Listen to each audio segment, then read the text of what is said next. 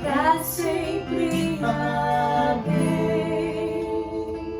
Teu reino é sempre eterno, pra sempre. Amém.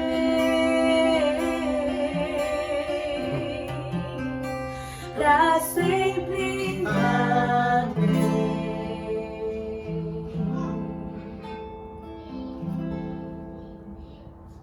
Aleluia, Deus. Teu reino é sempre eterno, Pai. Cheio de bondade, de misericórdia, Deus. Os reinos podem se abalar, mas o Senhor permanece para sempre, Deus. Santo, santo, santo é o Senhor, ó Deus. Nada pode mudar, ó Deus. A terra está cheia da Tua glória, Senhor. Oh, Deus, nós queremos nos curvar, ó Deus, e declarar que Tu és o Rei, que Tu és o Senhor dos Senhores, Pai, que tudo está no controle das Tuas mãos, Senhor. Aleluia, Jesus.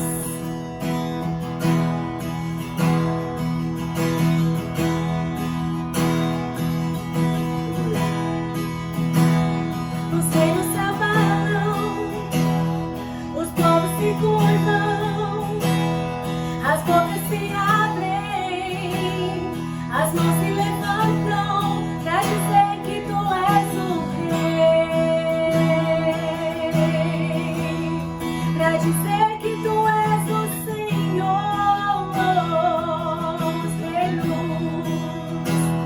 Os reinos se abalam, os povos se curvam, as bocas se abrem, as mãos se levantam pra dizer que Tu és o Rei. Aleluia, Jesus. Pra dizer que Tu és o Senhor. Teu reino é sempre eterno, firmado em misericórdia, justiça e igualdade, bondade e fidelidade. A Tua igreja te adora. A Tua igreja te adora. Teu reino é sempre eterno, firmado em misericórdia, justiça e igualdade, bondade e fidelidade. A Tua igreja te adora. A Tua igreja te adora.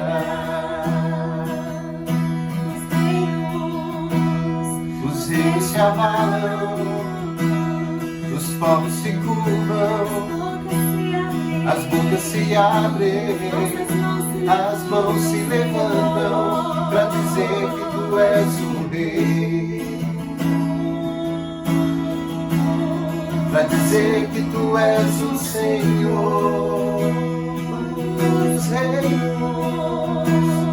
Os reinos se abalam, os povos se curvam, as bocas se abrem, as mãos se levantam pra dizer que Tu és o Rei,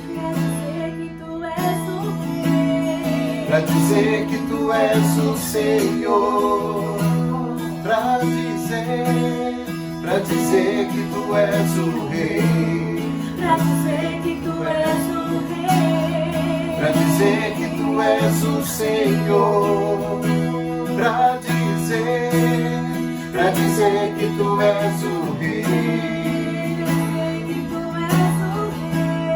pra dizer que Tu és o Senhor, pra dizer que Tu és o Rei, pra dizer que Tu és o Senhor. Teu reino é sempre eterno, firmado em misericórdia, justiça e igualdade, bondade e fidelidade. A Tua igreja te adora. A Tua igreja te adora. Teu reino reino é sempre eterno, firmado em misericórdia, justiça e igualdade, bondade e fidelidade. A tua igreja te adora, a tua igreja te adora.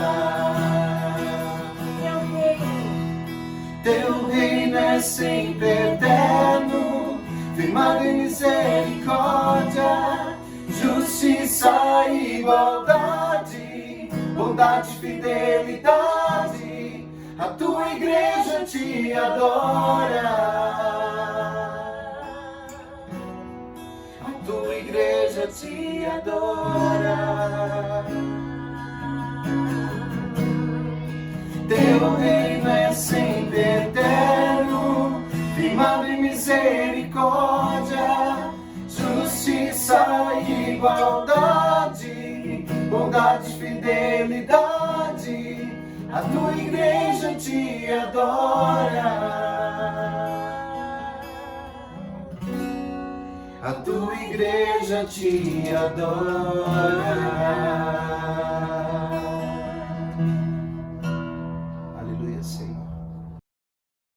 Boa noite, queridos. Estamos aqui no nosso culto de quinta-feira. Eu tenho uma palavra para você nesta noite e quero falar sobre o arrependimento. Mas primeiro quero orar para que Deus fale conosco e comunique as verdades dele nos nossos corações. Vamos orar. Pai, em nome de Jesus, abençoe a tua igreja, sustente a Igreja Batista Central, sustente os irmãos que nos assistem, abençoe os internautas, abençoe o teu povo, até onde esse vídeo chegar, fale as tuas verdades, comunique a tua palavra, gera o conteúdo do céu no nosso coração, sustente as nossas vidas e edifique a cada coração. Nós dependemos de ti e precisamos nos alicerçar a cada dia naquilo que o Senhor deixou como revelação total para todos nós. É o que eu oro e te agradeço em nome de Jesus. Amém. Minha palavra é sobre o arrependimento. Nós estamos nesta onda de arrependimento, de buscarmos o Senhor. Eu tenho percebido, tivemos no domingo orado, jejuado, clamado. A conclamação foi essa, para que houvesse intercessões, choros, arrependimentos. É o espírito de Tiago, transformando o riso em pranto e quebrantamento diante das potentes mãos do Senhor. O texto muito usado foi o texto de 2 Crônicas, capítulo 7, verso 14, que diz lá: se o meu povo que se chama pelo meu nome se humilhar e orar e buscar a face do Senhor e se converter dos maus caminhos, então Deus ouvirá dos céus, perdoará os pecados e sarará a terra. E arrependimento. Não obstante a isso, Jesus mesmo declarou arrependimento. Pegamos os textos de Mateus, capítulo 4, verso 17. Arrependei-vos, porque é chegado o reino dos céus. A primeira palavra acerca do evangelho é arrependimento. Vemos lá em Marcos: arrependei-vos e crede no evangelho. O próprio texto de Lucas, capítulo 24, o verso 47, os discípulos reunidos na presença de Jesus ressurreto, e ele declarando que as coisas deveriam acontecer da forma que aconteceram, porque ele veio para pregar o arrependimento no meio das pessoas, no meio do povo de Deus. E o arrependimento é necessário por conta do pecado. Se não houvesse pecado, não haveria arrependimento. E entendemos como pecado a autonomia que o homem reivindica diante de Deus, a independência de ser o próprio Deus, a tentativa de excluir Deus da vida, das esferas da vida, dos seus negócios, e a transferência do amor, da adoração, do serviço que Deus merece para coisas, pessoas ou lugares. Pecado é a cobiça, é o orgulho, é o desejo, o impulso de ser e saber como o próprio Deus. A palavra do Senhor nos orienta de que, desde a mocidade, quando surge o estado da razão, o homem já cria as faculdades necessárias para perceber o quanto é pecador, o quanto precisa se arrepender dos seus pecados.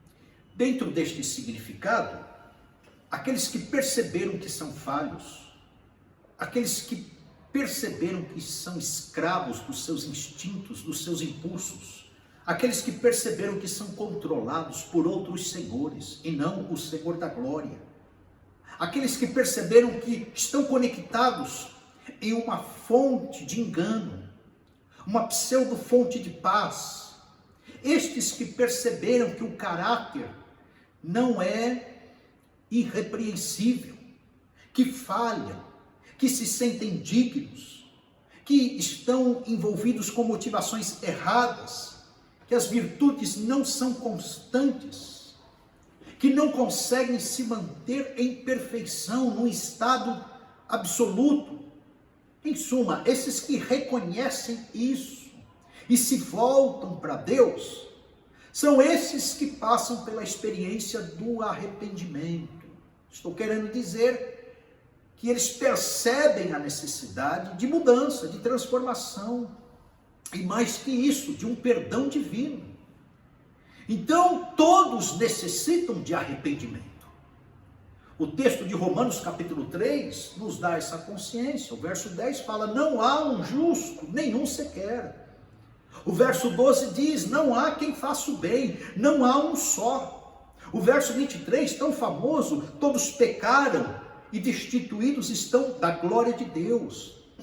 Então, desde bandidos, mau caráter, pessoas difíceis, pecadores, contumazes, até mesmo aqueles politicamente corretos, religiosos, espiritualistas, clérigos, virtuosos, todos precisam se arrepender.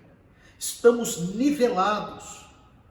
Observe na parábola de Lucas capítulo 13, onde os apóstolos levantam uma questão de quem deve se arrepender pelo grau de pecados ou de fatalidades. O pano de fundo era esse, por conta da queda da torre de Siloé.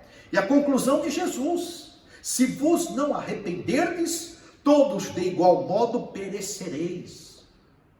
E eles faziam parte dos judaizantes, dos predestinados, daqueles que estavam debaixo da tradição salvífica de Jeová. Até mesmo estes discípulos e apóstolos diretos de Jesus eram carentes e necessitados do arrependimento. Então, queridos, é universal a necessidade. Precisamos pensar nisso. Jesus falou isso: vim chamar os pecadores ao arrependimento, que sou eu e você. Alguns mitos em torno do arrependimento. Vamos observar, segundo Richard Roberts. Ele comenta: alguns pensam que a tristeza é arrependimento. É mais que isso. Isso é um mito. A pessoa fica triste, está arrependida. Nem sempre. A autopreservação, segundo o mito, é arrependimento.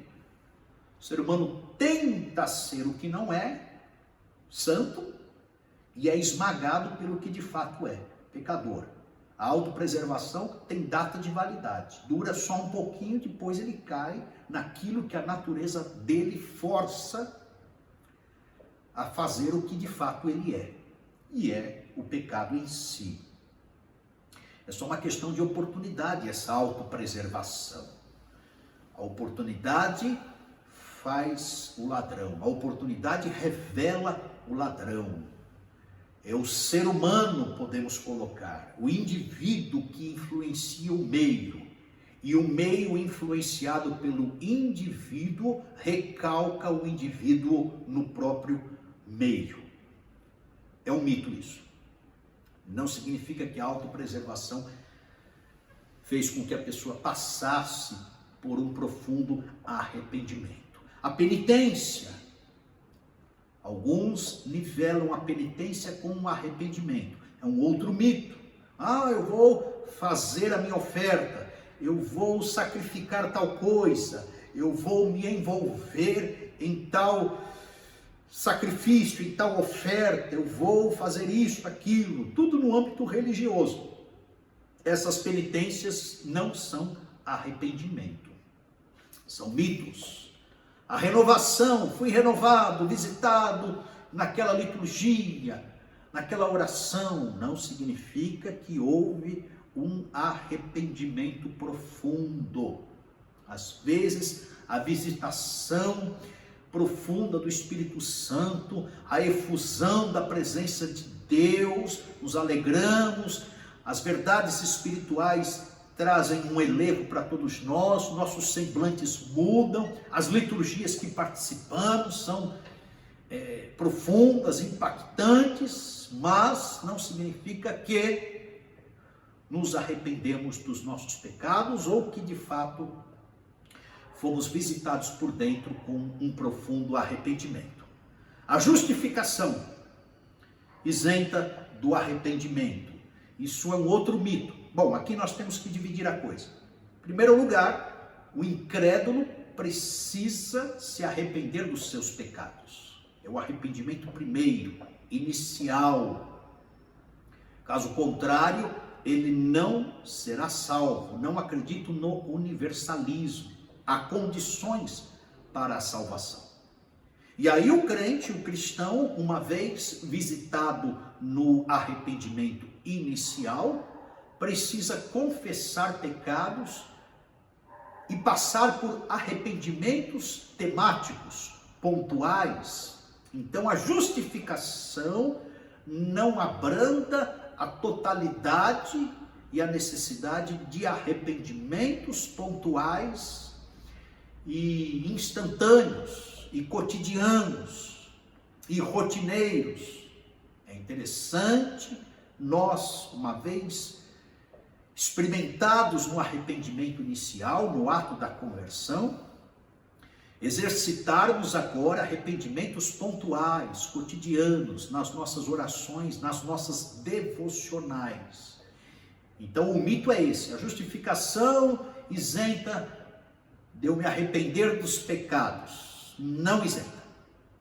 O exercício cristão na devocional é: se confessarmos os nossos pecados, ele é fiel e justo para nos purificar de todo pecado e nos justificar. Sim. E nos perdoar, sim, mas o ato do arrependimento é necessário. Um outro mito é que o arrependimento elimina as consequências do pecado. Sim e não. Pode eliminar. O arrependimento pode zerar a consequência, mas nem sempre. Então, isso varia. Isso é uma experiência que a pessoa terá com Deus. Isso não é uma verdade absoluta. Podemos nos arrepender e podemos, como disciplina, colher as consequências do nosso pecado. O perdão é estabelecido, mas a consequência, a colheita, não é eliminada. Colhemos, experimentamos e amargamos aquilo que foi fruto da má semeadura. Muito bem. Caminhando aqui, como se processa o arrependimento? Em primeiro lugar, com tristeza.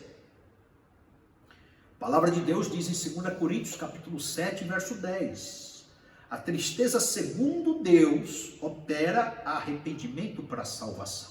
O Espírito Santo vem, pressiona, convence, nos leva ao arrependimento, a uma tristeza no Espírito, provocada pelo Senhor, segundo Deus, para que a gente seja salvo, é tristeza gerada por Deus. Segundo lugar, o temor. Há um temor, uma reverência no nosso coração. Eu trago à cena a palavra de Deus em 1 Pedro capítulo 4, verso 17, que diz que o julgamento começa pela casa de Deus.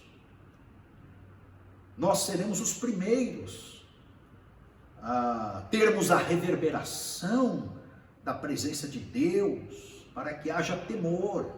Deus trata com a sua igreja, começa conosco, o corpo do Senhor Jesus. Consequentemente, há um temor nos nossos corações.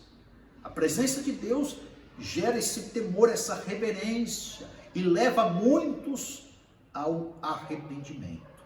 Terceiro lugar, se processa com o pedido de perdão, conforme eu falei. Nós somos conduzidos a pedir perdão para Deus daquilo que fazemos de forma errônea. Se confessarmos os nossos pecados, Ele é fiel e justo para nos perdoar e nos purificar de toda injustiça. Quarto lugar, se processa com o desejo de acerto, a vontade de novos valores, a busca pela dimensão do reino, pela atmosfera do reino. Quinto lugar, a gente se dedica, a gente se separa, a gente busca Deus com intensidade, flexionando o coração, não somente os joelhos na presença do Senhor. Sexto lugar, com justiça. Esse é o processamento do arrependimento. A justiça vem nas nossas entranhas. Passamos a ser instrumentos de justiça. Uma vez visitados por este arrependimento da parte de Deus, que gera tristeza, constrangimento, contrição, nos levantamos desta visitação com sede e fome de justiça. E podemos concluir que esse processo se dá com vergonha, o constrangimento. Na presença de Deus ficamos envergonhados. Apocalipse capítulo 3. Aconselho-te que de mim compres ouro provado no fogo. Está falando da igreja de Laodiceia, uma igreja perniciosa, uma igreja libertina, uma igreja materialista, uma igreja consumista, uma igreja fora do eixo do reino dos céus. A visitação de Jesus gerava esse constrangimento para a santificação, para que eles buscassem as verdadeiras riquezas, o verdadeiro revestimento, a verdadeira visão provocada pelo Senhor, e percebessem a nudez de todos eles, para que caíssem em constrangimento e vergonha. Os olhos do Senhor faz com que fiquemos envergonhados na presença do próprio Senhor. Ficamos envergonhados quando Deus coloca o seu olhar de forma investigativa em todos nós. As bênçãos que acompanham o arrependimento. Em primeiro lugar, queridos, a pessoa se torna uma pessoa quebrantada, um coração contrito, desarmado, desconstruído. Esses sacrifícios, disse o salmista, os de um espírito quebrantado, é que Deus se agrada. Arrependimento é para quebrantamento, é para uma transformação. Ficamos parecidos com Jesus. Em segundo lugar, passamos a ser pessoas humildes, como Jesus é. Jesus é humilde. Mateus capítulo 11, verso 29. Por que isso, queridos? Porque Deus resiste aos soberbos. Soberbo, Deus faz contenção. Deus mantém distância. Deus não se agrada, mas dá maior graça aos humildes. Arrependimento para que haja uma humildade, um reconhecimento da própria natureza. A palavra humildade tem na sua raiz a palavra terra, para a gente perceber que nós somos terra, somos pó, e reconhecermos nossa natureza e nos referirmos a Deus como de fato somos, criaturas e não criadores. Terceiro lugar, a confissão. Confessai as vossas culpas uns aos outros. O arrependimento nos impulsiona à confissão de pecados.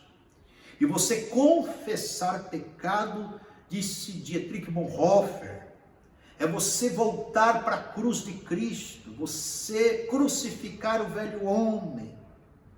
Isso desemboca numa vida verdadeira, você retorna para a verdade de vida a qual você deve viver. Isso te retorna para a vida abundante do Senhor Jesus Cristo. E isso te retorna, te arremete à comunhão dos santos, petrificados na nossa natureza caída, longes e distantes do arrependimento que Deus quer produzir nos nossos corações. Vamos nos distanciando da comunhão dos santos, da igreja. Vamos nos isolando das verdades do Senhor, dos ajuntamentos, das teias relacionais que a igreja promove. As verdades são transformadas em erros, em equívocos. A vida abundante do Senhor Jesus passa a ser uma vida escassa. Vivemos miseravelmente salvos, isolados, desigrejados. Este é o erro. Estas são as bênçãos que norteiam um arrependimento legítimo. As consequências deste arrependimento. Observe os irmãos, o abandono do pecado em primeiro lugar. A gente passa a viver a experiência da regeneração. Abandono de pecado é libertação do pecado pelo poder regenerador da conversão. A gente vai lá no ponto e passa a ter a consciência apaziguada, porque aquele clamor interior dentro de cada um de nós, que berra e diz: miserável homem que sou, quem me livrará do corpo desta morte? Isto é silenciado. Além do abandono do pecado, é transformação da velha natureza, da natureza caída, da têmpera ruim. Regeneração é isso, altera o meu modo de pensar, passo a pensar com as categorias da fé, reveladas na palavra de Deus, com a mente de Cristo, mudo o meu jeito de falar, minhas atitudes, minha natureza, o meu destino, é coração convertido à retidão, à justiça, à santidade. De categoria humana passo a viver numa categoria divina. Novos recomeços são deflagrados pela regeneração.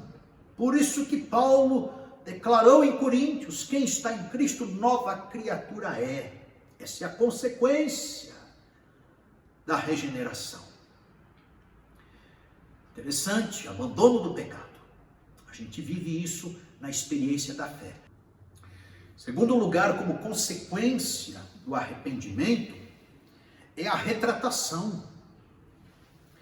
A gente vai até a pessoa vem até a gente.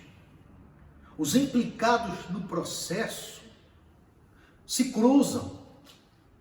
Observem aquela queda do apóstolo Pedro depois de negar a Jesus.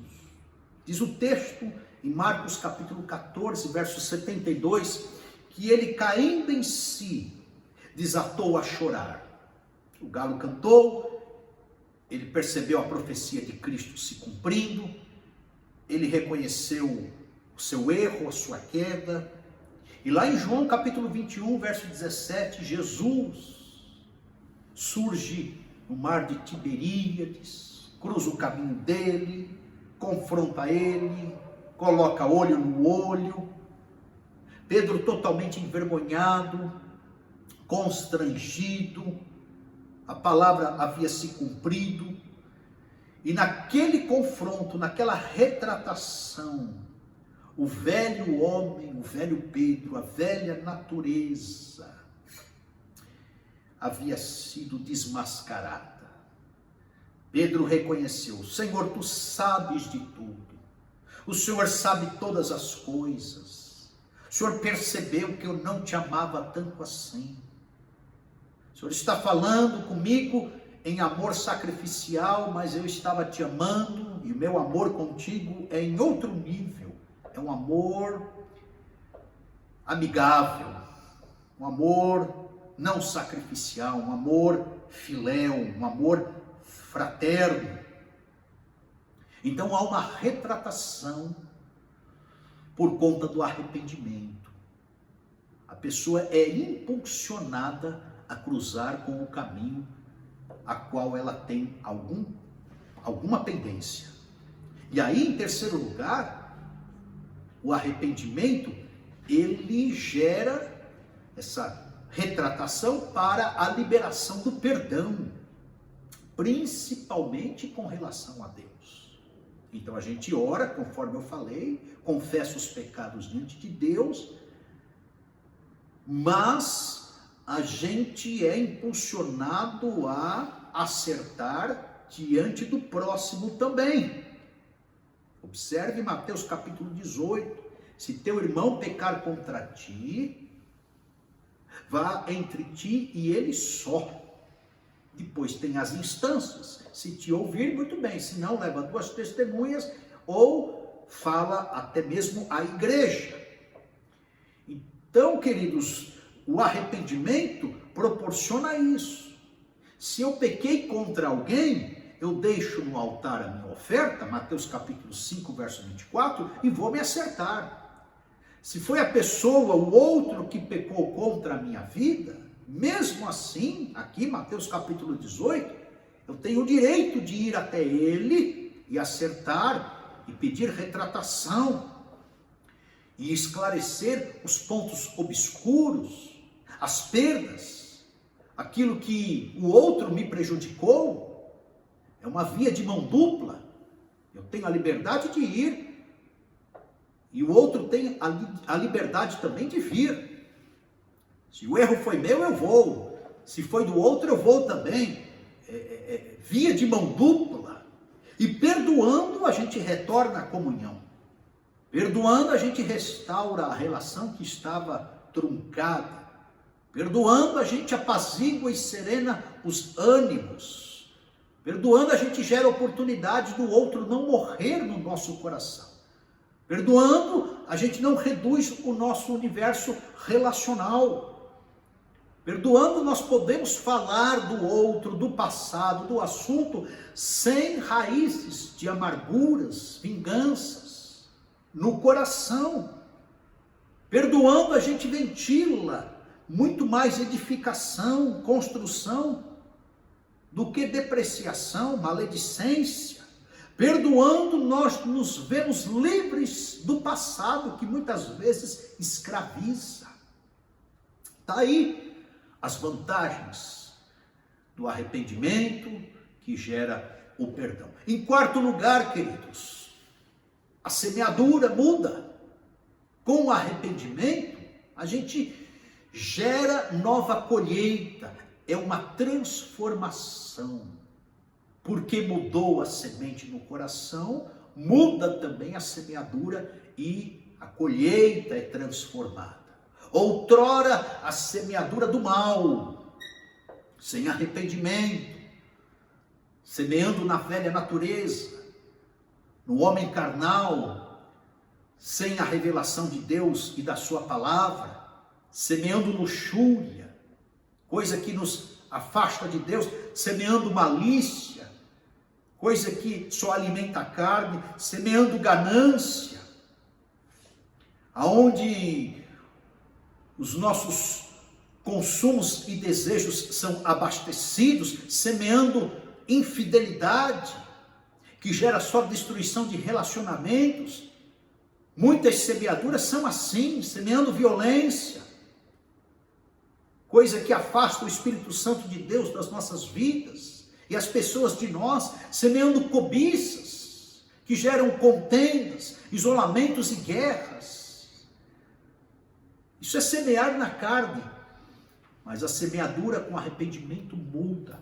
Agora, porque estamos obedecendo a Deus, em arrependimentos constantes, pontuais, rotineiros, em conscientizações de mudanças, a gente semeia obediência. Começa a colher as promessas do Senhor, a gente semeia a diligência, nos tornamos mais seguros diante da presença do Senhor. O amor que é semeado, a gente colhe relacionamentos. Quando nós semeamos verdades, a gente colhe confiança.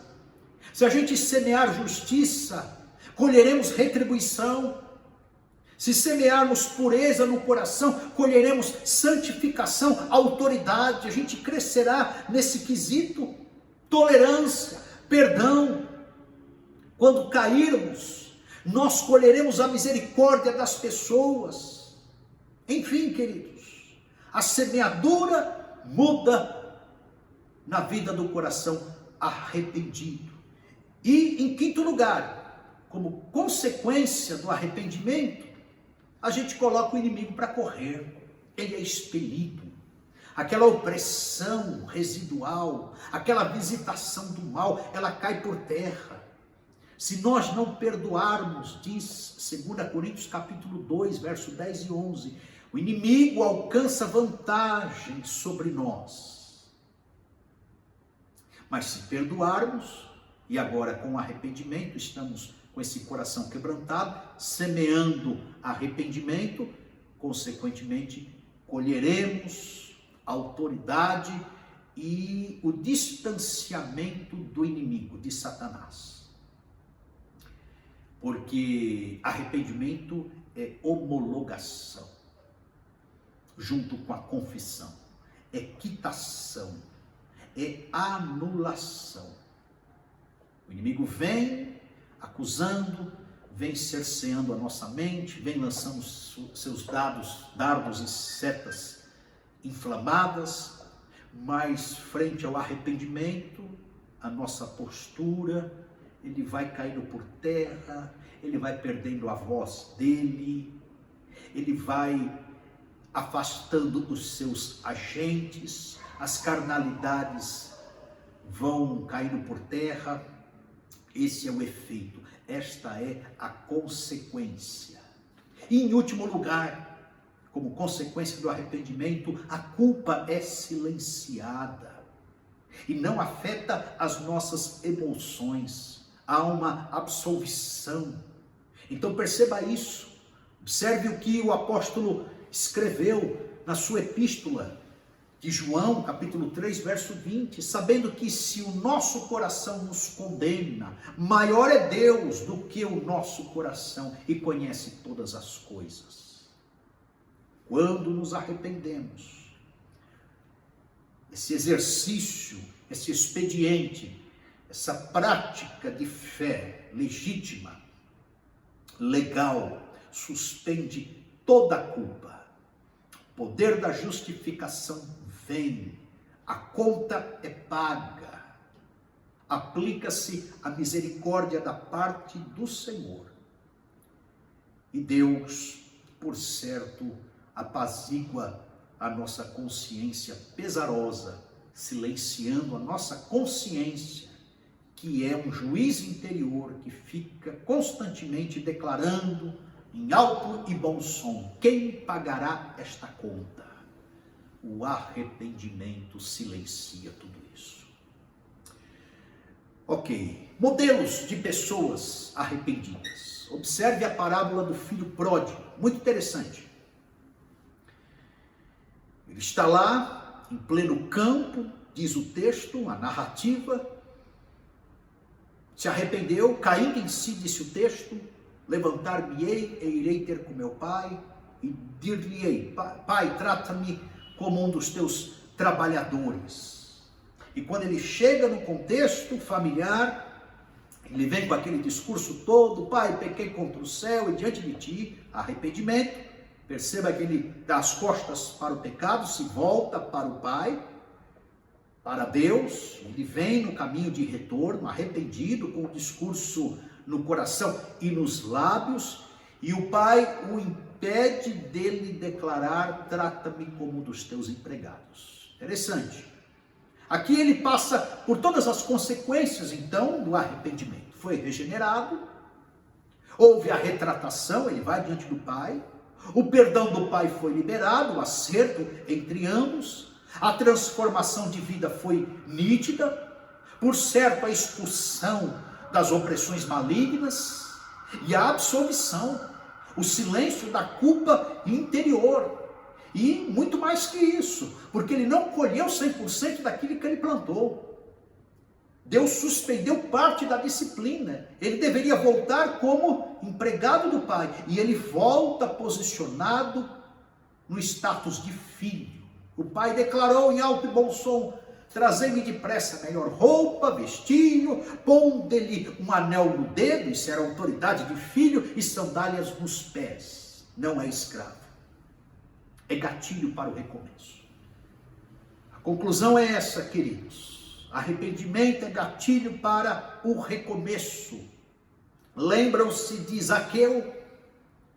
Zaqueu teve um elemento a mais, depois de ser regenerado, de passar pela retratação com Jesus e diante das pessoas, de expressar perdão através da generosidade, da retribuição, falando que estaria pagando aqueles devedores se tivesse roubado alguém. A transformação foi nítida, porque o Deus dele era o dinheiro, e ele demonstrou isso, que estava rendido agora ao Senhor Jesus, ao Senhor dos céus.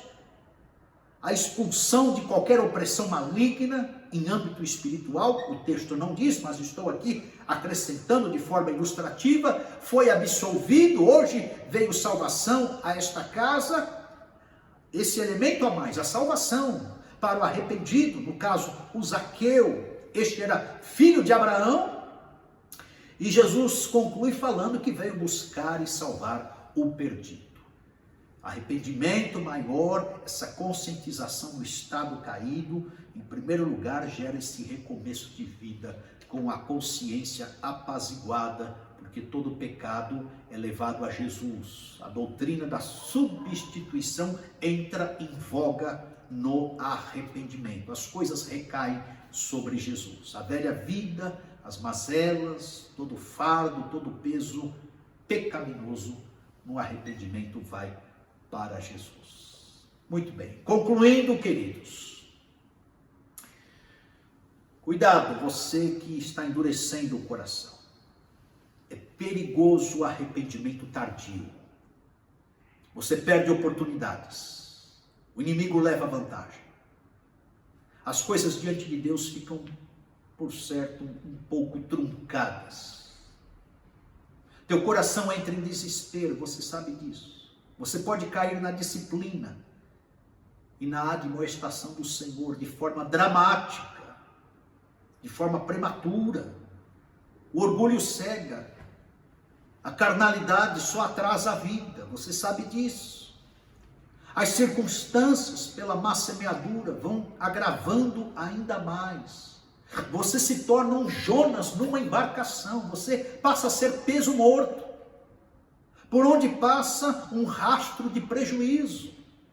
É queda constante, como foi de Jonas.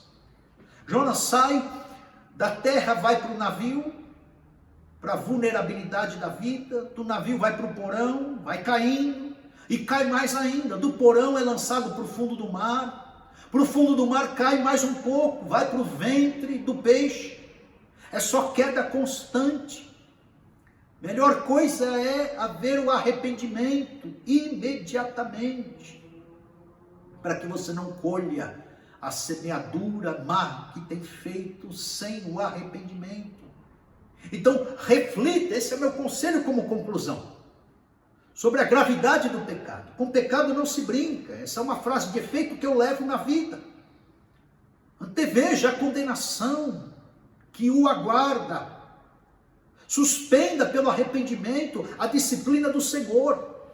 Não abuse da bondade de Deus, isso tem limite, você sabe. Observe os exemplos de pessoas que endureceram o coração ao teu redor.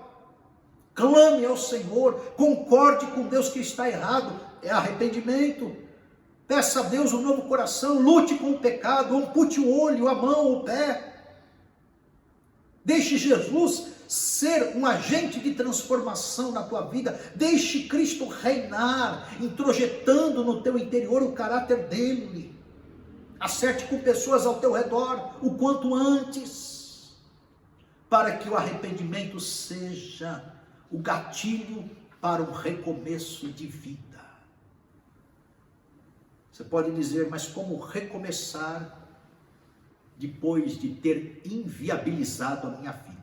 Depois de ter chegado num beco sem saída, depois de cair no fundo do poço. Creia no poder de Deus. Não limite o teu Deus. Não fique aquém daquilo que Deus tem para você. Mesmo sem energias, sem muitas vontades, sem desejos, sem forças, sem esperança. Não é fácil recomeçar. Não é fácil se arrepender, não é fácil se retratar, mas é necessário. E esse elemento aqui, nessa noite, arrependimento, será o primeiro passo para o recomeço. Será o gatilho para uma nova vida. Pense nisso. Eu quero orar por você e por mim nesta hora. Senhor, em nome de Jesus, gere um coração quebrantado em todos nós. Gere um coração flexível, gere um coração contrito, gere um coração semelhante ao de Jesus. Dê-nos um novo coração. Ó Pai, se não passamos ainda pelo arrependimento maior, que é a conscientização da nossa natureza caída e a experiência de conversão, nos dê nesta hora. E se passamos pelo arrependimento maior, que possamos analisar a nossa vida em arrependimentos menores, temáticos, circunstanciais, para não darmos vazão para a carne, para o inimigo e para o mau testemunho. Nos ajude neste processo todo. Queremos ser este povo, o teu povo, que te chama pelo nome, que ora, que se converte dos maus caminhos, que confessa os pecados, para que o Senhor nos cure, para que o Senhor nos perdoe, para que o Senhor endireite as nossas veredas, para que o Senhor sare a nossa terra e nos dê uma nova vida. Em nome de Jesus, esse é o meu pedido, a minha oração, por mim e pelos meus irmãos. Para a glória e honra do teu nome é o que eu oro e te agradeço. Em nome de Jesus. Amém. Que Deus te abençoe.